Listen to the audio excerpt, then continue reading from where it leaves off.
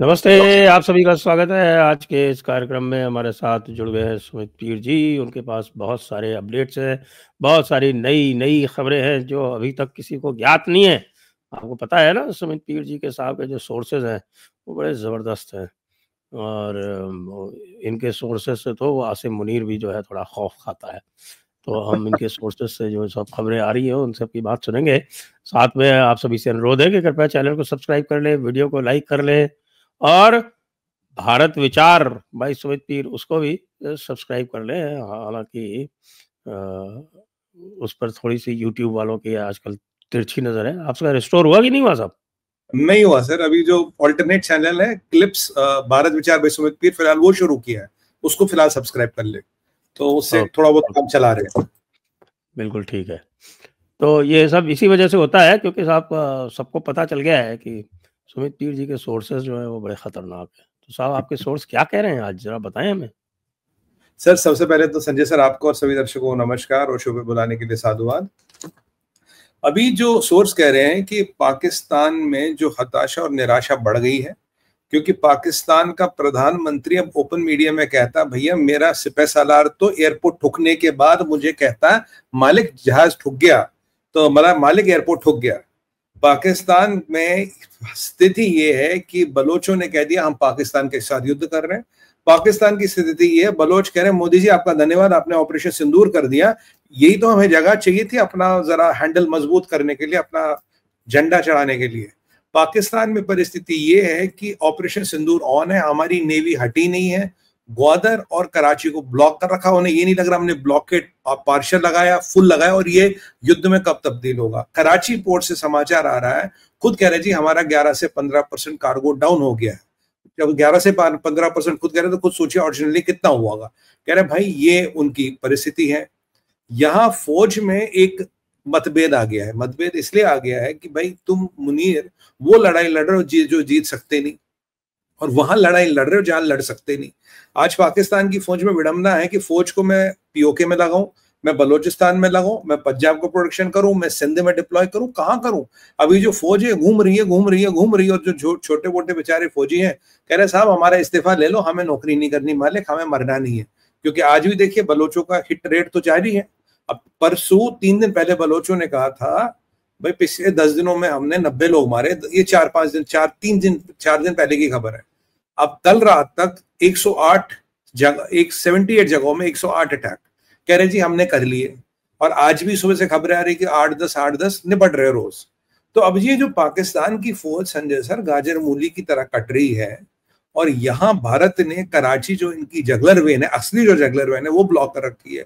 Army में mutiny की परिस्थिति है, आर्मी में म्यूटनी की परिस्थिति है। वहां चाइनीज कहते हैं देखो बेटा ऐसा है, ये बलूचिस्तान अगर गया ना हाथ से, मेरा सीपक जाएगा, अगर मेरा सीपक जाएगा तो शी जिनपिंग मैं मुंह क्या दिखाऊंगा कम्युनिस्ट पार्टी को। वहां ताइवान में हवा टाइट है, या सीपक भी निकल गया, हमारी तो बट्टा लग गई, तो तुम क्या कर रहे हो। कह रहे पैसे लो जाके वहां बैठो।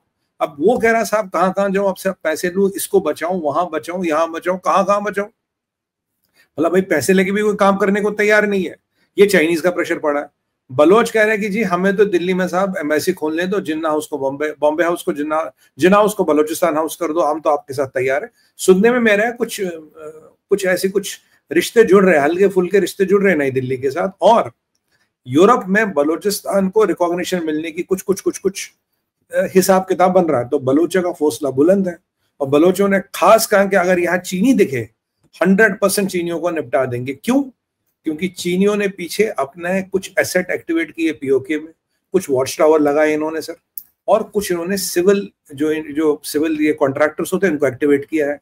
चाइनीज मशीनरी वगैरह देखी गई है पीओके में, क्योंकि वो सोच रहे कि हम पीओके में कुछ बफर बनाए, अगर यहाँ से बलोचिस्तान हमारे हाथ से गया तो पीओके में हम कुछ बफर बनाए। अब बलोचों को चीनियों के इरादे ठीक नहीं लग रहे, उन्होंने खास चेतावनी दी है चीनियों के लिए, भैया यहाँ मत दिखना, क्योंकि आज पाकिस्तान फौज से पहले हम तुम्हारा शिकार करेंगे।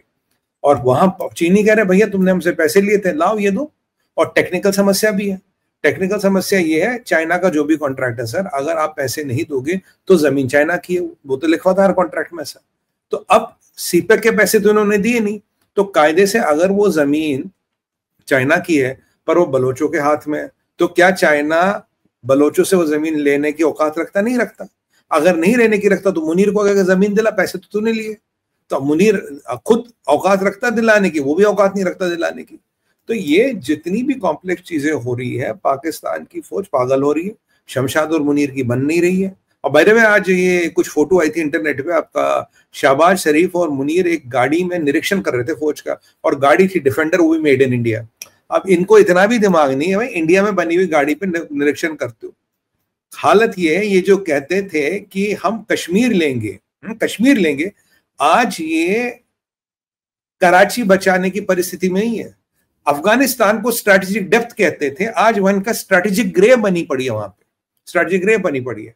और पाकिस्तान में कुछ लोग ऐसा कहते हैं, मैं नहीं कहता, पाकिस्तान में कहते हैं कि गोली चलती है बलूचिस्तान में पर जब दिमाग चलता है दिल्ली में। ये लोग कहते हैं, मैं नहीं कहता, ये तो मैंने सुना है कि गोली चलती है बलूचिस्तान में, दिमाग चलता है दिल्ली में।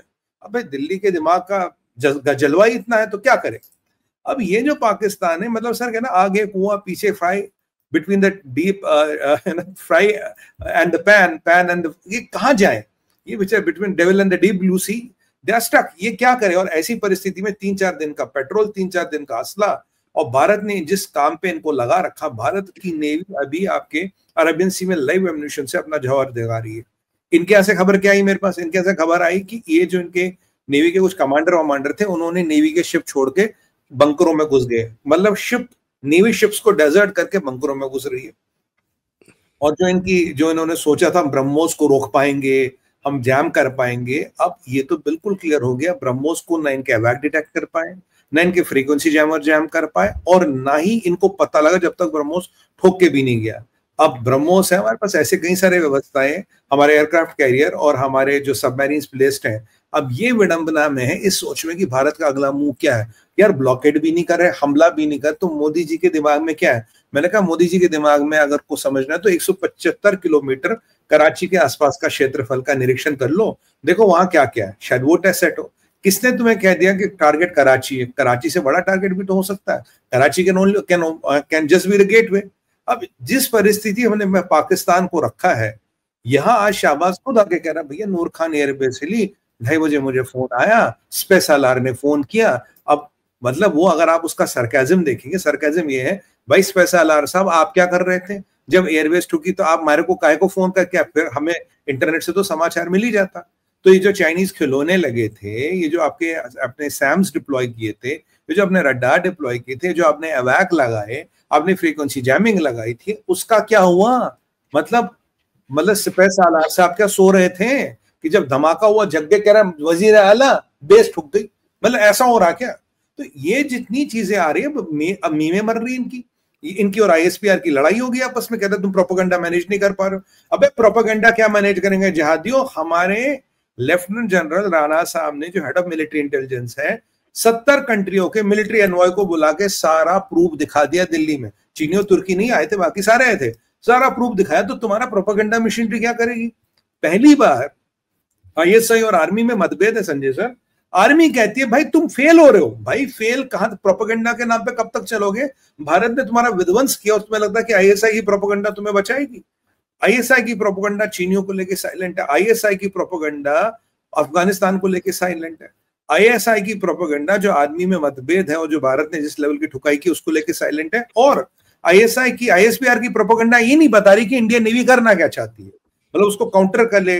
और ये जो एक और बात बड़ा इंपॉर्टेंट पॉइंट है, आप कहते हो कि जी आप हमने ड्रोन भेजे, हमने जहाज उड़ाए, आप बॉर्डर पार करोगे हम सिपाही भेज देंगे। नेवी इतने दिन से वहां खड़ी है, तो तुम्हारा एग्रेशन क्यों नहीं दिख रहा नेवी के प्रति? क्यों डर रहे हो नेवी से? क्या ऐसा डर तुम्हारा सताया हुआ है? क्योंकि यूएई वालों ने तुम्हें इंटेल दी थी कि भारत को उकसाना मत, अगर वहां पत्थर भी चलाओगे तो गोला चला देंगे वापस, गुलेल से पत्थर फेंकोगे तो गोला फेंकेंगे वापस। इनके पास यूएई का इंटेल है कि भाई वो है। इन्होंने नेवी के सारे एसेट्स इधर उधर मूव कर दिए, अफसर डॉक छोड़ के भाग गए हैं क्योंकि इन्हें पता भारतीय नेवी का मुकाबला तो कर नहीं सकते। अगर आप फ्रांस 24 को देखिए, डीडब्ल्यू को देखिए, वो कह रहा है कि ये नेवल ब्लेट्स हैं, बिना अटैक करें इंडिया हैज कॉज्ड नेवल ब्लेट्स, ऐसे इसको मतलब डिस्क्राइब कर रहे हैं। और अभी तो शुरुआत भी नहीं की है। कराची का ऐसा हमने घेराव किया है कि पाकिस्तान के, कहते हैं ना, मुंह में छुंदर न उगलते बने न निगलते बने। और मुनीर तू ऐसा जनरल है जो अपने टाइम में बाहर की लड़ाई तो कम लड़ता है, इंटरनल म्यूटनी ज्यादा लगता है। बाहर के फौजों ने तेरे कम सिपाही मारे, तेरे अंदर के लोगों ने तेरे मैक्सिमम सिपाही मारे हैं। तेरे टेन्योर में मैक्सिमम पाकिस्तान का सिपाही मारा है, और तू अपने आइवरी टावर में रह रहा, तू अपने बंकरों में रह रहा है, तू तो हगने मुकने भी बंकर से बाहर नहीं निकलता। तुम्हारी औकात तो ये है। और ये जो पाकिस्तान की मलियामेट होगी सर, इमेज, मतलब न्यूक्लियर पावर होते हुए, इस्लामिक बॉम्ब होते हुए, डट्टी बॉम्ब, टेक्टिकल वॉरहेड, ये वॉरहेड, वो वॉरहेड, हवा टाइट कर दी भारत ने। तुम्हारी नेवी ने तुम्हारे अफसरों को शिप से उठा के बंकरों में पहुंचा दिया। तुम्हारा चाइनीज जो जब हमारी नेवी वहां थी, ग्वादर में एक दो चाइनीज शिप्स थे, उन्होंने रेडियो साइलेंस कर ली। तुर्की भी चुपचाप बैठा पड़ा। टर्किश हथियार फेल हो गया, चाइनीज हथियार फेल हो गया, अमेरिकन हथियार फेल हो गया। जिसने तुम्हें हथियार दिया वो फेल हो गया, और पूरे उम्मा को तुम इसलिए थैंक यू कर रहे हो, मालिक बचा लिया। कतर को थैंक यू, यूएई को थैंक यू, कुवैत को थैंक यू, सऊदी को थैंक यू, अमेरिका बहादुर को थैंक यू, और चाइनीज के पैर में पड़ गए। क्यों? इसका मतलब है तुम ये कह रहे थे साहब आपने बचा लिया, नहीं तो हमारी हालत खराब होती। और अगर आप जो शहबाज शरीफ का आज ये देखेंगे, नूर खान वाला स्टेटमेंट बड़ा सरकास्टिक है sir. He is in a way saying मेरी फौज निकम्मी है। ये एयरफोर्स नहीं है, एयरफोर्स है। ये एयरफोर्स नहीं है, एयरफोर्स है। टैक्टिकल वॉरहेड से ये लोग टैक्टिकल ट्वीटिंग पे आ गए हैं। मतलब टैक्टिकल वॉरहेड का देने वाला देश आज टैक्टिकल ट्वीट्स कर रहा है। और आईएसपीआर वालों का जो झूठ था, जो उनके फुलंदे थे, सब निकल गए। अंदर म्यूटनी जैसी परिस्थिति होती, तनख्वाह मिल नहीं रही, एम्युनिशन है नहीं, तो इनका एक एयर मार्शल कह रहा था, कहता खुदा के लिए बताओ, जंग लड़ोगे तो किस पे लड़ोगे, कहां से लाओगे, क्या क्या है तुम्हारे पास बैकअप? और जो तुम्हारे संगी साथी थे, उनका सामान, उनका दिवा, असला बारूद सब फेल है भैया, फेल है, जीरो है वो। और जो भारत ने अपनी क्षमता दिखाई है, आज भारत एक, मैं आपको बताऊं, आज एक भारत एक मिलिट्री सुपर पावर बन के उभरा है। ये दुनिया मानती है भारत की क्षमताओं को, दुनिया पहचानती है, दुनिया मानती है भारत जो कर सकता कोई नहीं कर सकता। और भारत एक आपसे बात विशेष ये करनी है कि अभी अभी एक भारत ने अफगानिस्तान कार्ड खेला है। बिल्कुल सर, तो आपने देखा है, पूरी दुनिया ने देखा है जी। एक अफगानिस्तान कार्ड खेला और एक आर्मीनिया कार्ड खेला। बिल्कुल तो बिल्कुल। ये जो दो कार्ड खेले हैं, उसको लेकर देखकर सबसे ज्यादा बेचैनी किसमें है? मुझे तो इस समय सबसे ज्यादा बेचैनी जो है वो यूएस ऑफ ए में लग रही है। तो यूएस ऑफ ए जो है, वैसे तो बात करता रहा कि साहब भारत के साथ हमको क्वाड में कोऑपरेशन करना है और चाइना के खिलाफ मोर्चा खोलना है। लेकिन जैसे ही उसने देखा कि भारत के जो इंडिजिनस सिस्टम है, उन्होंने पूरे पूरे विश्व में तहलका मचा दिया, तो वो कह रहा है अरे साहब ये क्या हुआ, अब हमको कौन पूछेगा, हमसे तो हूतीज ही नहीं मरे। हाँ जी। सर ये मैं बहुत दिनों से हर प्लेटफॉर्म पे एक पॉइंट रख रहा हूं। मैंने कहा जो पाकिस्तान की हवा टाइट की है, जो इनका दाना पानी बंद के, बड़ी बात नहीं है। पर बड़ी बात is not when you see India, दो कंट्रियां। आप इस परिपेक्ष में देखिए, वो एक रोग न्यूक्लियर पावर है with a rogue army and a mullah running it और जिहादीज रनिंग इट। उसके होते हुए आपने उनका पेच टाइट किया, ये दुनिया में आज तक नहीं कर पाया। क्योंकि अगर इजराइल करता, वो हमास हिजबुल्लाह करता, आपको पता है उनके पास क्या फायर पावर है। अगर अमेरिका करता तो, जो आपने बिल्कुल सही कहा, हुतियों के पास क्या फायर पावर है, लिमिटेड फायर पावर है। अफगानियों के पास क्या फायर पावर है। एक न्यूक्लियर एनेबल्ड रोग कंट्री का आपने हिसाब किताब कर दिया। अगर अमेरिका के पास ये कला होती तो क्या वो अब तक किम का हिसाब किताब नहीं करते? नहीं कर पा रहे ना वो किम का हिसाब किताब। अगर और अमेरिका जो आज भी ईरान के चक्कर काट रहा, हमने तो इनका so called nuclear bomb, Islamic bomb, डट्टी बैंक, टॉक्टिकल वॉरहेड होते हुए इनकी मलियामेट कर दी, औकात बुला दी इनको।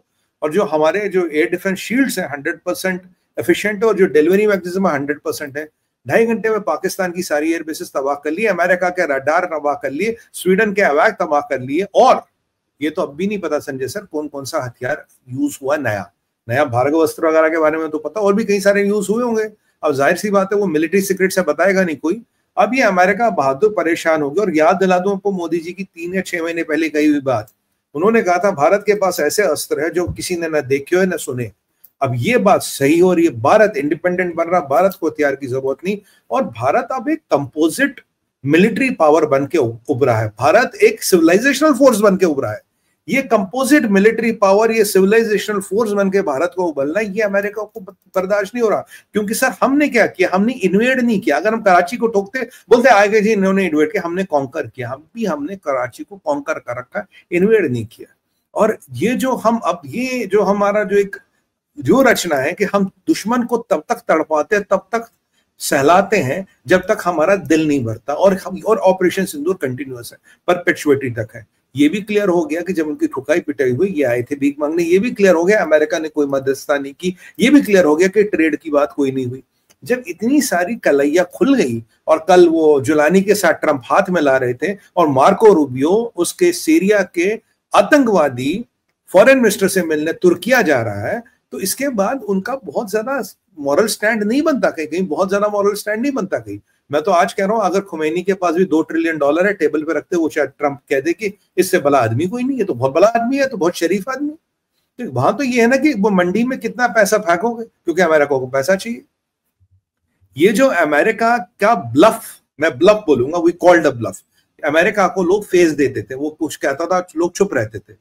We have called a bluff. अब देखिए ना, पुतिन मिल रहा है डायरेक्ट ज़ेलेंस्की, सॉरी रशिया मिल रहा है डायरेक्ट यूक्रेन से। पुतिन ज़ेलेंस्की डायरेक्ट नहीं मिल रहा, डायरेक्ट मिल रहा है। कह रहा भाई हमारे अमेरिका की मध्यस्थता की जरूरत नहीं। और हमने तो क्लियरली बोल दिया मोदी जी ने, कोई मध्यस्थता नहीं होगी, बायलैटरल है, बायलैटरल रहेगा। और टेरर और पीओके और टेरर पे बात होगी, और किसी चीज पे बात भी नहीं होगी। अब जो अमेरिका ने इतना बोला, 48 घंटे तक हम जागे रहे, मार्को रूबियो जागा रहा, जेडी वेंस जागा रहे, हमने जी न्यूक्लियर वॉर बचाई, हमने जी ऐ कर दिया, वो कर दिया, उसकी हवा निकाल दी सर। मतलब ऐसे कहते हैं ना, मर्सिलेसली उसकी हवा निकाल दी। अब मुझे समझ नहीं आ रहा कि वो आदमी किस मुंह से आप फिर झूठ बोलेगा, कैसे बोलेगा। हाँ, जब ये चीजें होंगी तो अब वो क्या करेगा, वो आपको कहीं ना कहीं से तंग करने का प्रयास करेगा, उसको कहीं ना कहीं जलन होगी। अब कल रशिया से कुछ रिपोर्टें आई थी, वो कह रहे भाई ये चाइना, इस्लामिक कंट्री और अमेरिका मिलके आपके खिलाफ कुछ षड्यंत्र कर रहे हैं, which I take with a pinch of salt. मतलब अमेरिका का डायरेक्ट इतना रोल होगा नहीं होगा, चाइना का तो कह रहा ही है, तो ये सब कर रहे हैं।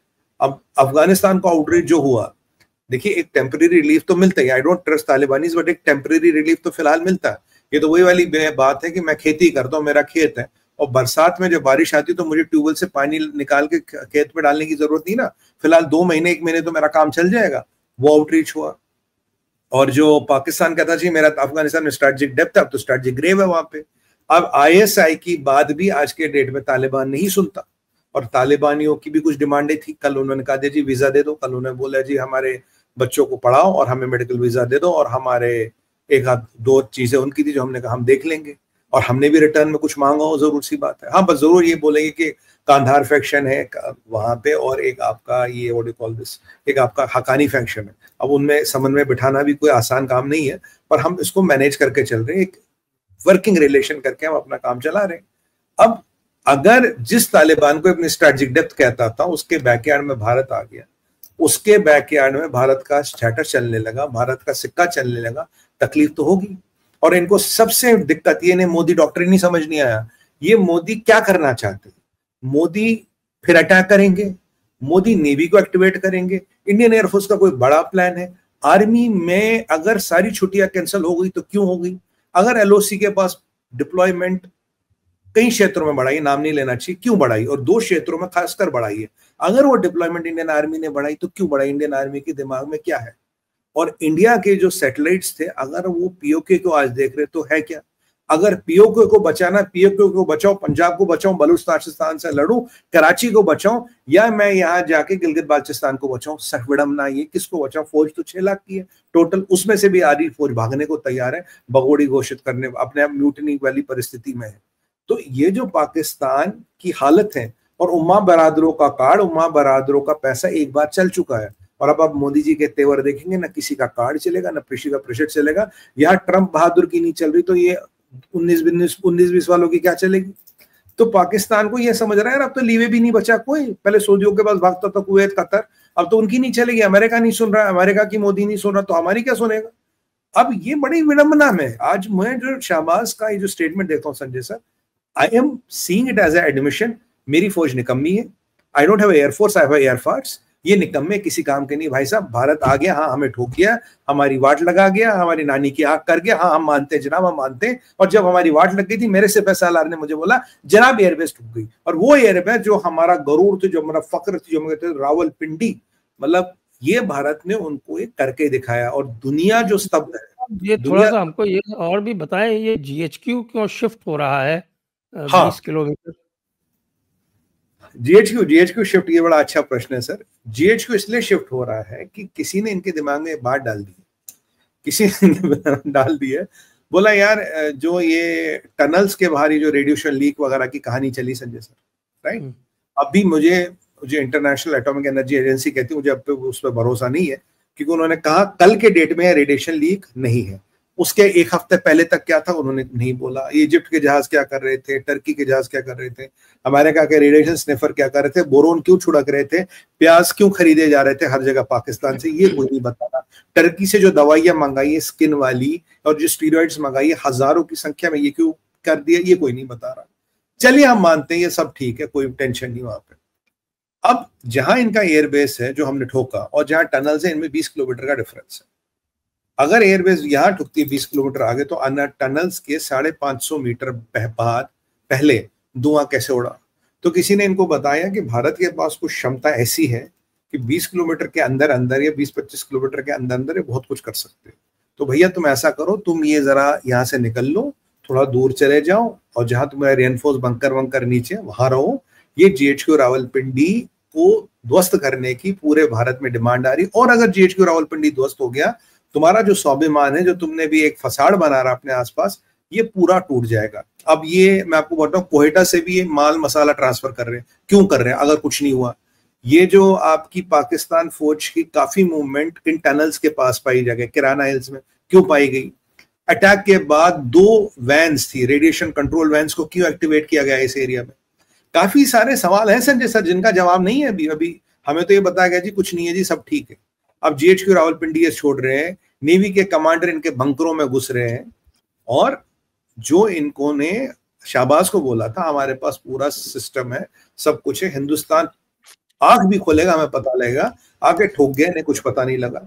अब यहाँ इनको हैरानी है कि चाइनीज माल तो नहीं चला, अमेरिकन माल भी क्यों धोखा दे गया, ये टर्किश माल भी धोखा दे गया, ये सारा असला क्या धोखा दे गए हिंदुस्तानियों ने, या अल्लाह क्या बना दिया, कोई सामान ही नहीं चल रहा। ऐसे में जो पैनिक का माहौल है वो देखने वाला सर, ये पैनिक का माहौल है। अभी अगर चिड़िया भी पर मारे तो नहीं लगा ड्रोन आ गया, चिड़िया भी यहाँ बाहर देखे लगा ड्रोन आ गया, छोटा ड्रोन आ गया, छोटा ड्रोन आ गया। अब तो इनके यहाँ ऐसी कहानियां बन रही, भारत ऐसे आएगा, भारत ऐसे मारेगा, मोदी का प्लान ये है, अमित शाह ये करेगा, भाई डोवल का प्लान ये है, डोवल डॉक्ट्रिन, मोदी डॉक्ट्रिन। ये तो पागल हो गए and they are bloody helpless, they don't know what to do. इन डॉक्ट्रिन्स के सामने ये वो नहीं होते वो पोल्ट्री फार्म के मुर्गे कि अब मरो कब मरो, कब मरो कब, वो वाली हालत है इनके, वो वाली हालत है इनकी। मरना जरूर है। और मैं एक जयपुर डायलॉग के माध्यम से, तो आप हमारा चैनल बंद कर दिया उन्होंने, वहां एक जरूर चीज बोलूंगा इनको, ये जो एग्रेशन दिखाते हो ना तुम, हमारी नेवी वहां खड़ी दिखा एग्रेशन, मैं मान लूं तो एक असली बाप की औलाद हो, दिखाओ एग्रेशन। वहां क्यों नहीं एग्रेशन दिखाते? वहां क्यों नहीं अपने जौहर दिखाते? वहां गाजीपना क्यों नहीं दिखाते? क्यों? यूएई वालों ने तो वह कह रखा, नेवी को छेड़ने का मतलब है विनाश, और वैसा विनाश जिससे तुम उड़ोगे। यूएई की इंटेलिजेंस से तुम्हें बोला ना। और इजराइल की इंटेलिजेंस क्या कह रही? इजराइल की इंटेलिजेंस कह रही इनको थ्रू, इन्होंने इधर उधर से पता किया कि भाई कराची तो मोदी दिखा रहा है, मोदी जी कराची दिखा रहे और निशाने पे कुछ और है। तो यहूदियों ने और इनको पागल कर दिया। अब ये सोच रहे कि क्या निशाने पे, कहाँ ठोकेंगे, कहाँ मारेंगे। तो किसी ने बोल दिया भैया जीएचक्यू को ठोकना, बोला हम घर खाली करके जा रहे हैं। सर हाँ, एक और इंटेलिजेंस है। पिछले 1.5 दिन से मैंने किसी को बोला, मैंने कहा जरा यार देखिए पाकिस्तान से छोटे छोटे जहाज तो नहीं निकल रहे संजय सर, बहुत छोटे छोटे जहाज 5 सीटर 7 सीटर 8 सीटर वाले पाकिस्तान से बाहर जा रहे हैं। तो इसका मतलब माल, डॉलर, सोना और लोग पाकिस्तान छोड़ के जा रहे हैं। ऐसी परिस्थिति हो सकती है एक दिन हम उठे और आप और हम लाइव पे आ जाए। किस लिए भाई? मुनीर गायब है, शाहबाज गायब है, तो पाकिस्तान का मालिक कौन चला रहा पाकिस्तान को? ये भी परिस्थिति हो रही है। जो छोटे छोटे जहाज पाकिस्तान आने लगते हैं, प्राइवेट जहाज, चार्टर्ड फ्लाइट्स, तो मान लीजिए माल और क्या कहते हैं उर्दू में अफराद, यानी कि माल और पीपल दोनों भाग रहे हैं पाकिस्तान से। ये परिस्थिति रही। बिल्लो तो भाग गई, बिल्लो तो पाकिस्तान से निकल गई। हाँ, बाकी लोगों को चूरन वूरन खिला रहे, इंशाल्लाह माशाअल्लाह अल्हम्दुलिल्लाह हम जीत गए, फतह कर दिया हमने भारत को, भारत की ये कर दी, भारत के एयरबेस को ये कर दिया, वो कर दिया। शाहबाज मियां, जो मोदी जी की तुम नकल कर रहे थे, कम से कम जहाज तो पीछे होता, टैंक पे चढ़ के नकल थोड़ी ना होती यार। नकल करने के लिए भी मियां अकल चाहिए, मदरसे में नहीं सिखाया ये। सर टैंक पे चढ़ के भाषण दे रहा था भाई, जहाज का काट जहाज होता है। S-400 के सामने खड़े थे मोदी जी, तू भी कुछ तो दिखाता, HQ-9 टूटा फूटा ही दिखाता, टैंक पे चढ़ के भाषण दे रहा। यार क्या सर्कस का बंदर है क्या सर? अभी टैंक की लड़ाइयां तो हुई नहीं, कल को टैंक की लड़ाई हो जाएगी, टैंक भी नहीं बचेगा तो फिर किसके ऊपर चढ़ के भाषण देगा? गधा गधा गधा गधा गधे के ऊपर। अगर चाइनीज उसके ऊपर चढ़ेंगे, या हवा में उड़ने वाला घोड़ा, अब पाकिस्तान में होता, मैंने सुना है ऐसे उड़ता, उस पर चढ़ेंगे। तो सर बाकी टैंकों की परिस्थिति तो ये है, चाइनीज टैंक 40 किलोमीटर बाद उनका रेडिएटर गर्म हो जाता है, या उनकी नली जो होती है ना कैनन, वो फट जाती। बांग्लादेश में फटी थी, 4-6 लोग मरे थे। तो टैंक से लड़ना तो हो ही नहीं सकता। मेरे को लग रहा है sir, we should not be surprise अगर प्रेशर ऐसे बना रहे, हो सकता है इनकी प्रॉप लीडरशिप मिलिट्री में या सिविलियन में ये पलायन कर ले। अगर वो हो गया तो जो पाकिस्तान के तोड़ने का हम प्रयास और सपना और परिश्रम कर रहे हैं 2-4 साल से, वो शायद हो सकता है one fine day we wake up in one of these days क्या हो गया भाई, खत्म। सोचिए अगर ये सब भाग गए तो टूट गया ना पाकिस्तान। और कैसे टूटेगा पाकिस्तान? यही तो हम जाते हैं। नजम सेठी कह रहा है, नजम सेठी जी, जिसको हवलदार कहा जाता है, हवलदार नजम सेठी। अच्छा, वो कह रहा था साहब कि PAF के पास टाइम तो था प्रिपरेशन के लिए, और इंडिया ने जब टेरर कैंप्स पे मिसाइल मारी तो हमारे पास कुछ नहीं था जिससे हम उनको रोक पाते। हमारे पास कैपेसिटी नहीं है उसको इंटरसेप्ट करने की। तो बताइए ये किस दम पे लड़ने आए थे? बिल्कुल। ये देखिए नजम सेठी के, और आपको पता है हवलदार नजम सेठी जो है वो एस्टेब्लिशमेंट का आदमी है। अब ये आज देखिए ना, ये बिल्कुल सर आपने एकदम ब्रिलियंट पॉइंट पकड़ा। क्यों? आज जो मैं शाहबाज का उसके भाषण का पूरा एनालिसिस करूं, वो क्या कह रहा है? वो कह रहा भाई मेरी फौज निकम्मा है, नाकारा, उनके बस का कुछ नहीं। नहीं तो कौन सा प्रधानमंत्री आके कहता है 2:30 बजे मुझे सिपह सालार फोन करा, बेस टूट गई? Sir it doesn't make sense. मतलब वो इना में ये कह रहा सिपह सालार सो रहा था, जब बेस टूट गई वो उठा और गूगल मैप खोला, उसे दिखा यहाँ स्पॉट है। बोला साहब बेस पे स्पॉट आ गया, आप जरा से प्रधानमंत्री को फोन करो। कह रहा मेरा फोन मैंने अपने असिस्टेंट को दे रखा था, सीक्रेट फोन, और मैं तैर रहा था, 2:30 बजे तैर रहा था। कभी कह रहा नमाज के बाद तैरता हूँ, कभी नमाज के पहले तैर रहा हूँ। और अब जो नजम सेठी कह रहा क्यों? अब जो है पहले इनका ISPR प्रोपेगेंडा चलाता था सर, काफी चीजें कवर हो जाती थी। अब ISPR पे भी इन्होंने उनको खींचा, भैया तुम निकम्मे हो, नाकारे हो, नालायक हो। वैसे उनका सारा यूट्यूब का सिस्टम बंद ही हो गया था। अब ये जब इनको खींचा गया, अब जो हमने अब की बार जो इंडिया ने ओवर ड्राइव किया, 70 डिफेंस अटैचियों को बिठा के प्रूफ दे दी। अब हम अपने लोग को भेज रहे, विदेशों में दे दिए। इंडिया का मीडिया ओवर नाइट चला गया। हम यूट्यूब वाले, टीवी वाले सब गए, भाई हमने ये किया। सोशल मीडिया इतना प्रबल हो गया, अब इनके पास छुपाने को कुछ नहीं बचा। They don't have anything to hide. सवाल एक ही आ रहा है, अगर तुम्हारी पूरी तैयारी थी, अगर तुमने दुनिया को बताया हमारी पूरी तैयारी है, भाई 2.5 घंटे तुम क्या अल्लू के पट्टो क्या कर रहे थे? पहले तो बोला तुमने 23 मिनट में भारत आया, निकल गया, हम तो जनाब सो रहे थे, बड़े की बिरयानी ज्यादा खाई थी, आंख नहीं खुली। अगली बात तो 2.5 घंटे थे हम अंदर, तो चलो 23 मिनट में आंख नहीं खुली, 2.5 घंटे में भी कहां सो रहे थे? कि गुसल खाने में बैठे थे, क्या कर रहे थे? क्योंकि सवाल ये नहीं कि भारत ने तुम्हें कितना ठोका, सवाल ये है कि तुम्हारी औकात क्या, तुम क्या कर पाए, तुम क्या कर रहे थे। सवाल ये कि तुम्हारे पास कुछ था ही नहीं, तुम्हारे पास कुछ है नहीं। और जो फसाड तुमने न्यूक्लियर बम का बनाया था, मोदी जी ने तो उसकी धज्जियां उड़ा दी, अब दैट इज गॉन। कोई न्यूक्लियर बम नहीं है तुम्हारे पास। और अब बहुत जल्दी जयपुर डायलॉग में हम एक बार ये संभाषण होगा, हमारा एक डिस्कशन होगा, is Pakistan still a nuclear state और नॉट? सर बात करनी पड़ेगी 2-4 महीनों में, है नहीं है, क्या हुआ, वो है भी कुछ या सारा निकल गया। और प्रॉब्लम ये है, इनका अरबों से भी प्रेशर है यार, इतना पैसा दिया तुम्हें, क्या कर लिया तुमने? मतलब तुम तो कहते हमारे ये कर लेंगे, जब फलस्तीन रिप्लेट कर लेंगे, कश्मीर लाएंगे। कश्मीर तो दूर की बात है, तलाची तो बचा लो, तलाची तो बचा लो, वो तो कह रहे कराची तो बचा लो। आपने तो, बिल्लो रानी की स्पीच सुनी? कौन सी, लेटेस्ट वाली? नहीं लेटेस्ट वाली नहीं सुनी। लेटेस्ट वाली में क्या था?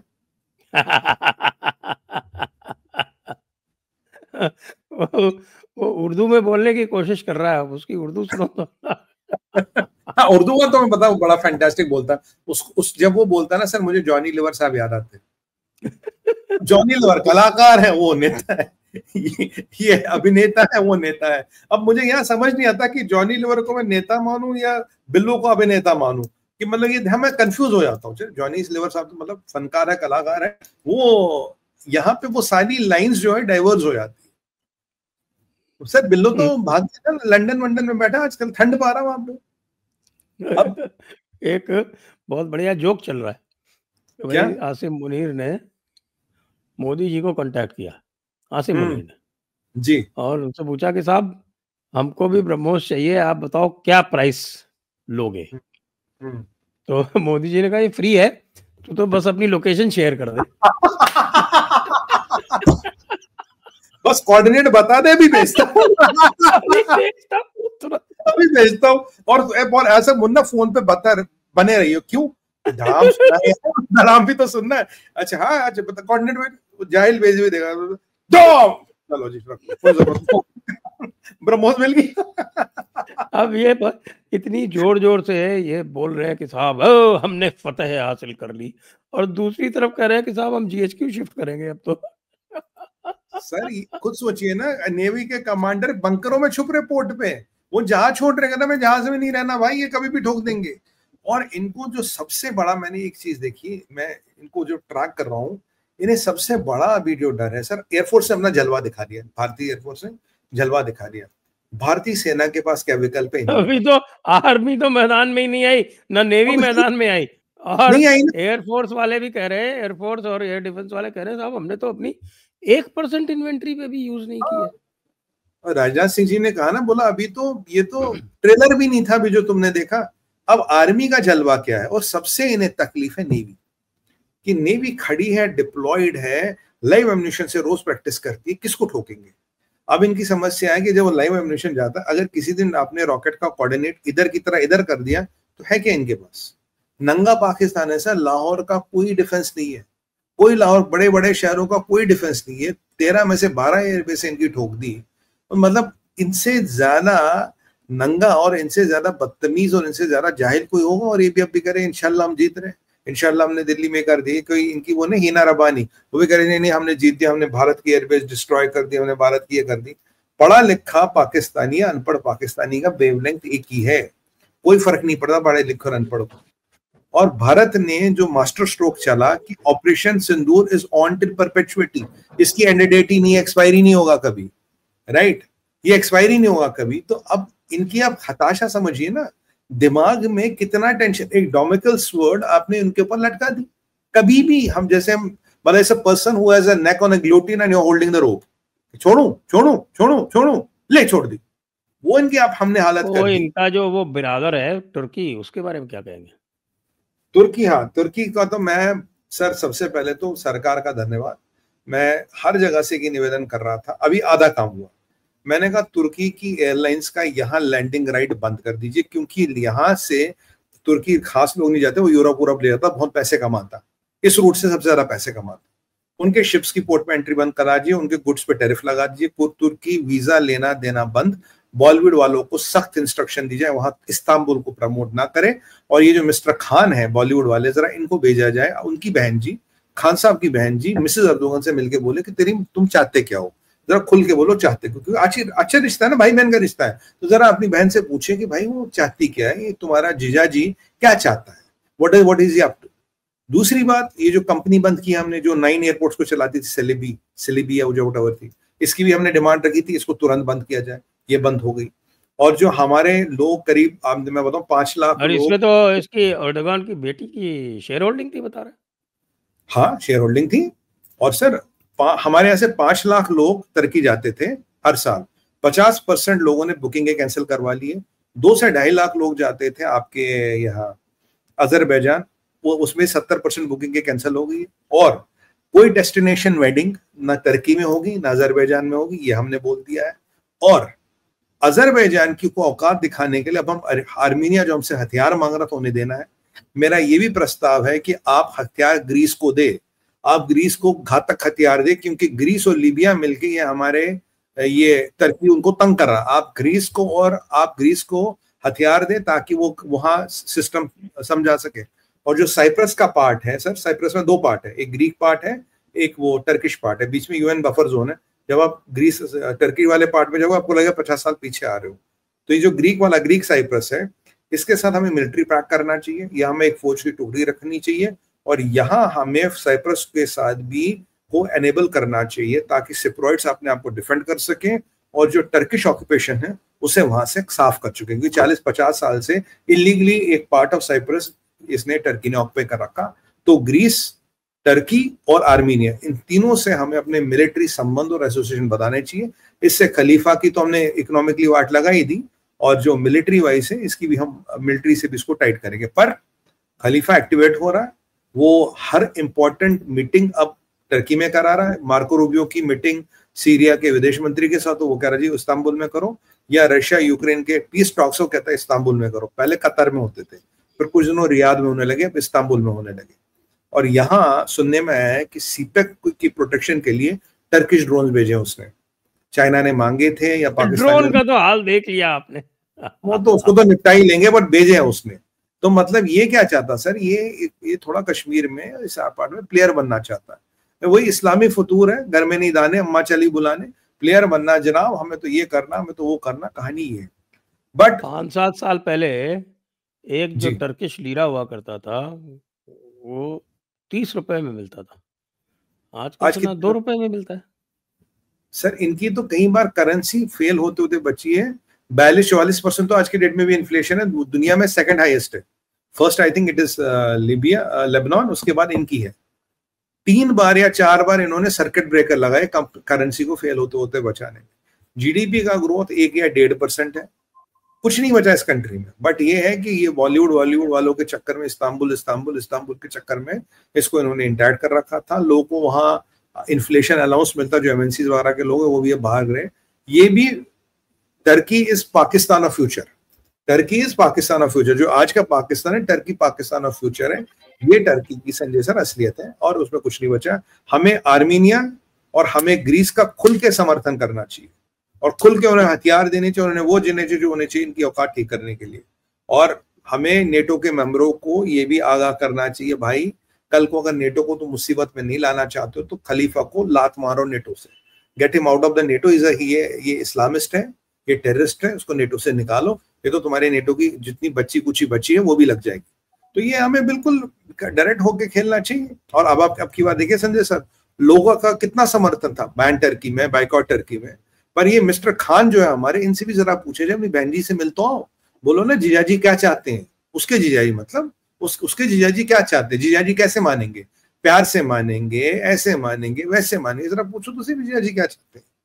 तो ये काफी एक्शन हो रहा है। और भारत का जो अब ये नया आक्रामक रुख है, अपने दुश्मनों को आर्थिक रूप से भी और डिप्लोमेटिकली और वक्त आने पे तीनों रूप से। और ट्रम्प अंकल क्या चाहते हैं?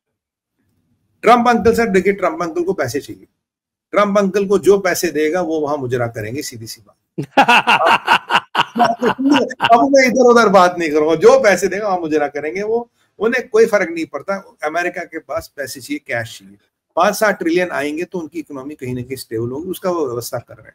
अब देखिए ना, पीछे सऊदियों ने 600 बिलियन टेबल पे रख दी, कतर ने 200-300 बिलियन रख दी। 1 ट्रिलियन दिखा तो जुलानी से हाथ मिला लिया, फोटो खिंचा ली, मार्को रूबियो को बोल जाके इस्तांबुल जा मिल इससे। तो ट्रम्प को पैसा चाहिए सर। अगर आप भी पैसा दो तो आपके यहाँ भी आके वो अच्छा खासा संगीत और नृत्य का रंगारंग कार्यक्रम कर सकते हैं। It means if you can afford him. तो it's as simple as that man. क्योंकि अमेरिका की जो विनाशकारी फॉरेन पॉलिसी है ना, जो हर क्वार्टर के लिए बनती है, यार फॉरेन पॉलिसीज जैसे कॉर्पोरेट में होता है ना, इस क्वार्टर का टारगेट क्या है, इस क्वार्टर को कैसे मीट किया जाए, वैसे इनकी फॉरेन पॉलिसी क्वार्टर में बनती। मुझे बीच में लगा था शायद सुधर गए, लॉन्ग टर्म सोच रहे, नहीं, फिर उसी फॉरेन पॉलिसी में आ रहे, फिर क्वार्टर में बनेंगे। फिर जो आप इन्होंने इसराइल की वाट लगा दी। अब इसराइल कह रहा कि भाई मैं खुद ही ईरान को निपटा दूंगा, विदाउट अमेरिका निपटा दूंगा, राइट। इसराइल को देखिए उन्होंने लटका दिया ना बीच में, तो कह रहा मैं खुद ही, क्यों तो किसी को भी लटका देते हैं आप, वो इसराइल को लटका दें, इंडिया के साथ पंगे कर लें, उनको तो बस वो है कि साहब कि कोई जो पैसे दे। अब तो पैसे पाकिस्तान में कोई उनके जो है वो क्रिप्टो करेंसी की कोई डील हो गई उनके बेटे की कंपनी की, तो सुनने में तो आया। और ये जो अभी सऊदियों के साथ आर्म्स डीलें हो रही है, इनमें भी सुनने में है कि ट्रम्प परिवार का कुछ कमीशन वमीशन का हिसाब किताब है। ये भी सुनने में है कि ट्रम्प परिवार का कुछ कमीशन वमीशन का हिसाब किताब, इसलिए सऊदियों के साथ आर्म्स डील्स भी हो रही है। सर अमेरिका का तो मुझे ये कहा था चाणक्य ने कहा था कि यदि राजा व्यापारी हो जाए या यदि व्यापारी राजा हो जाए तो फिर उस देश को विनाश से कोई नहीं बचा सकता। बिल्कुल सही कहा था उन्होंने। और देखिए हमने क्या किया है, चाणक्य ने कहा था युद्ध वो बेस्ट है जीतना जिसमें एक गोली ना चलती हो, बिना गोली चलाए आप युद्ध जीत सको। और अभी जो पाकिस्तान के साथ हमने किया, जो हमारी नेवी कर रही है वही तो काम कर रही है। अभी हमने कुछ नहीं किया ना, बिल्कुल पाकिस्तान घुटनों पे आ गया। और अमेरिका की बात करें, अमेरिका में सर एक this is slang and this is very true, कहते हैं when money talks bullshit walks is exactly what happens in America। आप पैसा फेंको, तमाशे देखो, कुछ भी हो जाएगा, लॉबी भी मिल जाएगी, प्रेस भी मिल जाएगा, आपको जो चाहिए अगर आप अफोर्ड कर सकते हो, वकील भी मिल जाएंगे, चेयर लीडर से लेके वकील से लेके सेनेटर, हर कोई बिकता है एट द राइट प्राइस। और अगर ऑर्गेनाइज करप्शन करनी है तो उसको लॉबिंग कहते हैं। तो आप उन कंपनियों को हायर कीजिए, आपके लिए लॉबिंग करेंगी और वो लॉबिंग करके आपके लिए सारा हिसाब किताब बिठाएंगी। मुझे अब तक लगा था कि शायद ट्रंप अब की बार कुछ अलग करेंगे, अमेरिका का शायद अब की बार अलग रुख हो, बट अभी जो इन्होंने सीरिया के साथ किया है तो मुझे लगता है कि वही, मतलब I think they are away from reality. जो कह रहे थे कि Modi and Shahbaz Sharif can get on a table and have lunch together. मैं कहा एक बात बताओ यार, हम ट्रेड वाले लोग हैं, वो एड वाले लोग हैं। ट्रेड वाले एड वालों के साथ लंच नहीं करते, वो खैरात और ज़कात वाले हैं, हम दया धर्म करने वाले, हम दान पुण्य करने वाले लोग हैं। और एक चीज तो मैं बिल्कुल क्लियर बता दूं इनको, अमेरिकनों को और सबको, भाई सनातन और शरिया एक ही छतरी के नीचे नहीं चल सकते। अगर आप सोचते हो सनातन और शरिया एक ही छतरी के नीचे चलेंगे, वो संभव नहीं है। शरिया वाले अपना चले, सनातनी अपना चलेंगे, और भगवान की कृपा से, महाकाल के आशीर्वाद से भारत का वो स्ट्रेचर हो गया है जहां हम अकेले चल सकते और अपना रास्ता बनाने की क्षमता रखते हैं। ये पहले नहीं थी भारत में कुछ साल पहले, बट मोदी जी के नेतृत्व में ये चीज हम में आ गई है और ये चीज अच्छी है। और अब हम भी बहुत दावपेच सीख गए सर, लो को कैसे यूज करना है, कितनी देर तक यूज करना है, टेम्परेरी यूज करना, परमानेंट यूज करना है, ये हम भी सीख गए। अब हम थोड़ी ना तालिबानियों पे भरोसा करते, पर ठीक है अभी काम आ रहे हैं मिशन में, ठीक है, ultimately we also know how much to use them and up to where to use them, ये हमें भी पता है, बट कितना करना है, क्या करना है, हमें भी आ गया। तो ये जो भारत एक सिविलाइजेशनल फोर्स बन के उभरा है, ये जो भारत की ने जो चाणक्य नीति को क्रियान्वित करके दिखाया गया इस पाकिस्तान, इससे ये पता लगता है जो हजारों साल पहले हमारे बिलीव्स थे, जो महायुद्ध हुए, जो उनसे हमने सीखा, आज भी वो एक नई वैलिड है। आज भी हमने इंप्लीमेंट करके इस शताब्दी, इस सदी में भी दिखा रहा है, they are as valuable as they were that time because they are things made of gold. ये स्वर्णिम वो चीजें हैं जिनकी वैल्यू टाइमलेस है। और ये इन जहादियों को समझ ही नहीं आ रहा कि भारत कर क्या रहा है। they don't know what they are doing, they have no idea what they are doing। तो ये जो एक असमंजस में इनको रखा है, ये हमें आनंद दे रहा और उनको स्लीपलेस नाइट्स दे रहा, and that is exactly we wanted to do. Sir Sanatan में कहते हैं शत्रु पे अगर विजय करनी हो, तो उसका संहार करो, निपटाओ, उसको घायल मत करो। कराची पे हमला शत्रु को घायल करना था। अगर शत्रु का संहार करना है तो कराची के आगे भी तो कोई प्लान होगा, कराची से बड़ा भी तो कोई प्लान हो सकता है। क्योंकि आपने कराची ठोकते, कुछ दिन बाद वो रिपेयर करने लगते, महीने 2 महीने साल भर में फिर खड़ी हो जाती। अब जिस परिस्थिति में आपने रखा उनको, उस कराची को आप every day you are making them bleed, you are every day making them lose their credibility, their weight, their morale, everything, even money, time, energy, ammunition, everything. यही तो है सही नीति। आपने मान लीजिए 2 टैंक्स वहां उड़ा दिए, एक डॉक उड़ा दिया, बना देते 6 महीने साल भर में चाइना की मदद से। अब क्या करें? अब आपने कुछ किया भी नहीं और वो वैसे तिल करके मर रहे। यही तो है नीति, यही तो सनातन सिखाता है। और हमेशा हथियार तब उठाइए जब आदमी की मनोदशा बिल्कुल ध्वस्त हो गई है, जब आपके शत्रु की मनोदशा बिल्कुल ध्वस्त हो गई, खत्म हो गई, तब हथियार से वार कीजिए, पहले यहां से वार कीजिए। इसीलिए तो लोग कहते हैं ना, गोली चलती है बलोचिस्तान में पर दिमाग चलता है दिल्ली में, पाकिस्तानी कहते हैं, हम नहीं कहते। हम तो पूरा इसको डिसमिस करते हैं, बट ये पाकिस्तानियों के दिमाग में बैठ चुका है। अगर बलोचिस्तान में गोली चलेगी तो दिमाग दिल्ली में चलेगा। क्या करें? ये समाचार लेटेस्ट जी। India to supply arms to Armenia soon, Azerbaijan and Turkey. Deals worth more than $1 billion include surface to air missile system Akash 1S, Pinaka multiple launch rocket system, ये आर्टिलरी का अगला जो है ना, ये वो सिस्टम है। और ZADS काउंटर ड्रोन सिस्टम्स। अब हमारा अब बताइए क्या होगा अजरबैजान का। अजरबैजान तो सर अब ये क्या करेंगे, ये हीरा मंडी में तबलचियों का काम करेंगे। देखिए हीरा मंडी में एक तो होते हैं वो गायक, एक होते तबलची और एक होती है तवायफ। तवायफ आप जानते हैं कौन है, तो गायक भी पाकिस्तान में मिलते हैं। अब ये तबलची जो चाहिए थे वो अब आएंगे अजरबैजान से, वो तबला बजाने का काम करेंगे, अजरबैजानी वो काम करेंगे। लास्ट टाइम इनको लगा टर्किश ड्रोनों से इन्होंने आर्मीनिया के का थोड़ा पलड़ा, युद्ध का पलड़ा बदल दिया था, पर अब जो तैयारी होगी और जो दोनों टर्की के ड्रोनों को गिराने की हमने क्षमता दिखाई है, अगर वो हम टेक्नोलॉजी आर्मीनिया को दे दे तो लोग को समझ आ जाएगा कि इनकी औकात कितनी है, और खलीफा को भी समझ आ जाएगा तेरी दुकान हमने बंद कर दी। वैसे चीनी सामान की दुकान तो सर पूरे दुनिया में बंद हो गई है, अब खलीफा की दुकान भी बंद करनी है और इन अजरबैजानियों को भी दिखाना है तुम बेटा किससे पंगा ले लिए, किससे पंगा ले तुम देखोगे। अब तुम हीरा मंडी में जाके तबला बजाओगे।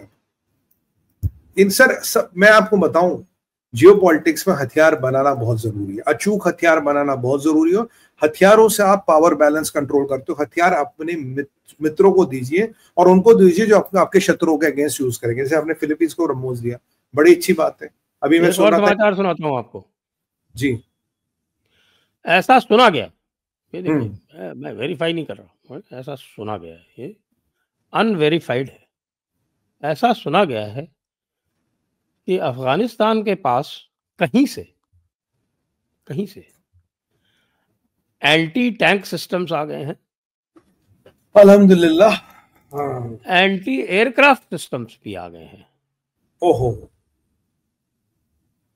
और कुछ आर्टिलरी गन्स भी आ गई हैं, और एक वो जो इग्लास वाला जो सिस्टम होता है ना, रशियन वाला, हाँ इग्ला 5 जी, इग्लास, हाँ, वो भी पहुंच गया उनके पास। अब सर ये तो और वो जो है, वो जो उनके पास जो भी पहुंचा है उसको वो बलोच से भी शेयर कर रहे हैं।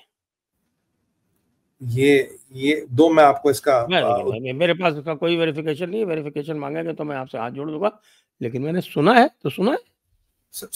पहले तो हर चीज सुनी जाती है ना सर, पहले हर चीज सुनी जाती है, बाद में जब क्रियान्वित हो जाती है फिर तो दुनिया को पता लगता है।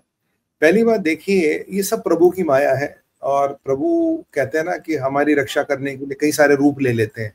अब किस रूप में आए और इन अफगानियों को हथियार देंगे तो हमें भी नहीं पता, हमने तो कुछ किया नहीं, हम कुछ करते ही नहीं। अब वैसे बलोच मोदी जी का धन्यवाद जरूर कर रहे थे, आपने ऑपरेशन सिंदूर की, हमें वो विंडो मिल गई, पहली बात।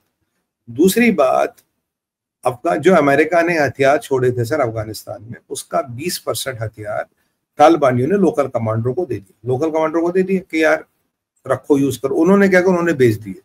अब बलोच भाइयों ने हथियार कहाँ से खरीदे, वही उन्हीं से तो खरीदे जो बलोचों के पास M4 कार्बाइन है आज के डेट में, वो नाइट विजन ग्लासेस, वो अमेरिकन आर्मर, वो कहाँ से आया, वो उन्होंने तालिबानियों से ही तो खरीदा है। तो तालिबानी और बलोचों का तो पहले एक समन्वय है। और मैं तो हमेशा कहता था, जब भारत ने अगर वीट के कंटेनरों के कंटेनर दिए संजय सर, अब उस कंटेनर के अंदर और भी तो कुछ हो सकता है। मतलब हमने धान का वीट का कंटेनर दिया, अब उस कंटेनर के अंदर क्या क्या हो सकता है, क्या किस चीज की संभावना है, अब नकार थोड़ी ना सकते हो। हम ये नहीं कह रहे कि भारत ने कुछ दिया, हम तो कह रहे कुछ भी नहीं दिया, पर हम एक संभावनाओं का विवेचना कर रहे थे, व्हाट आर द पॉसिबिलिटीज, उसके अंदर क्या हो सकता है। और इनको क्या लगता है कि अगर ये पाकिस्तान में आतंकवादी भेजेंगे, चाइनीज अल्ट्रासेट्स के साथ भेजेंगे। वैसे कल हमने 6 मारे, 5 मारे, कल रात को, कल 6 मारे थे, कल 6 आतंकवादी मारे थे। अगर वो खैर जन्नत हूर मारे नहीं, हूर के गोद में बैठ के अंगूर खा रहे हैं अभी, वो हूरों के पास भेज दे, DTH डायरेक्ट टू हूर सर्विस है हमारी, सीधा हूर के पास। और अब जो हम अगर ये वो काम कर सकते हैं, अगर कोई ऐसा प्रभु का चमत्कार होता है कि इन अफगानियों के पास ऐसे हथियार आ जाते हैं, ये भी तो एक बाकी जो छोटे उनके आर्मर्ड कैरियर, वो हमवीज की उनके पास कमी नहीं है, स्मॉल आर्म्स की उनके पास कमी नहीं है, वो तो अमेरिकन पहले ही छोड़ गए थे उनके लिए, बहुत छोड़ गए थे। तो ये काफी कुछ जो है वो MMG LMG वो खूब है उनके पास, उसकी कोई कमी नहीं दबा के बहुत लाखों में। लाखों में, और राउंड्स भी दुनिया भर के उनके पास है, कोई टेंशन नहीं। वो क्या हमवीज वमवीज सब है उनके पास। तो अब सवाल ये है ना कि सर अफगानियों को भी तो आप कहीं ना कहीं से जहां से भी मदद मिलनी थी मिल रही है, अब भारत ने तो की नहीं है, पता नहीं किसने किया, कौन है ये लोग जो पर्दे के पीछे अरे भारत। उनका विदेश मंत्री तो अभी जयशंकर जी से मिल के गया है। हाँ तो फोन पे बात हुई है सर। चलिए फोन पे ही सही, फोन पे आजकल बात। तो फोन की मीटिंग ही होती है। हाँ हाँ, ऐसे फोन पे तो अभी भी तो हम फोन के अरे माध्यम से ही बात कर रहे हैं। कॉन्फ्रेंस होती है तो क्या हम आप कॉन्फ्रेंस कर रहे हैं ना। हाँ कौन, वही तो कह रहा हूँ, फोन के माध्यम से तो कॉन्फ्रेंस भी होती है आजकल, बट टेक्निकली फोन पे कहेंगे, प्रैक्टिकली कुछ और होता है। तो ठीक है फोन पे बात हुई है, बट तो पाकिस्तानियों को का दिल बहलाने के, दिल रोकने के लिए ये भी बहुत है। ये बेचारे अफगानिस्तान के ट्रक्स को जो है वो भारत ने अटारी बॉर्डर से एंट्री दे दी। और वो छबार की भी तो बात कर रहे थे कल आपके अफगानी, कह रहे यार छबार में भी कुछ काम वाम करना है हमें, दो छबार पोर्ट अभी दिक्कतों में है, पर कह रहा हमें कुछ काम वाम करना है, वो भी ग्वादर पे कंप्लीटली डिपेंडेंट नहीं रहना चाहते, क्या छबार से भी काम करना है। मतलब जिस जिस अफगानिस्तान को पाकिस्तान अपनी स्ट्रैटेजिक डेप्थ कहता था, बार बार मैं कहूँ तो स्ट्रैटेजिक ग्रेव बन गई पाकिस्तान की। तो सर इन्हें क्या लगता है कि हमें चाणक्य नीति नहीं आती, हमने कुछ नहीं सीखा अपने धर्म युद्धों से, बहुत कुछ सीखा है, बहुत कुछ आता हमें, और इन्होंने कुछ नहीं सीखा, हिंदू 75 साल पुराने, ये क्या सीखेंगे, वैसे वैसे कन्वर्टेड हिंदू है सारे, तो इन तो वैसे सब कुछ भूल गए होंगे।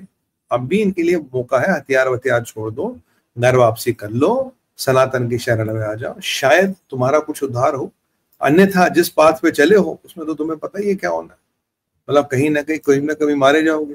और जो भारत इंडस वाटर ट्रीटी का पानी बंद कर रहा है, 6 महीने आप इनका पानी बंद कीजिए सर, जमीन तो वैसे बंजर हो जानी है, 6 महीने अगर आपने पानी बंद कर दिया जमीन बंजर हो जाती है, तो क्या करेगा वो जमीन का, उसको 2 सीजन लगेगी फिर हम नॉर्मल तो होने। दोनों काम करेंगे ना, हम पहले कुछ दिनों तक पानी रोकेंगे, उसके बाद फ्लड करेंगे, फिर रोकेंगे, फिर फ्लड करेंगे।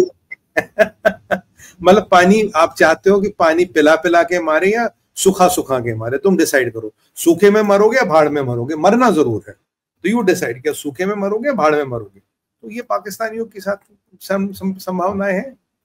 पर मैं एक चीज बोलूंगा संजय सर, मुझे लगता है, जो मेरा अनुमान है, कि साहब के दिमाग में कुछ बड़ा कार्यक्रम है। ये जो सब चीजों का अगर आप पूरा 360 डिग्री एनालिसिस करेंगे, मोदी जी के दिमाग में कुछ बड़ा चल रहा है, something big is in his mind, जो आपके या मेरे लिए अंदाजा लगाना मुश्किल है, but there is something big in his mind. और ये अब काफी इंटरनेशनल जो इको चैम्बर्स होते हैं उनसे भी ये चीजें बार बार इको होने लगी है कि what is Modi planning, Modi के दिमाग में है क्या।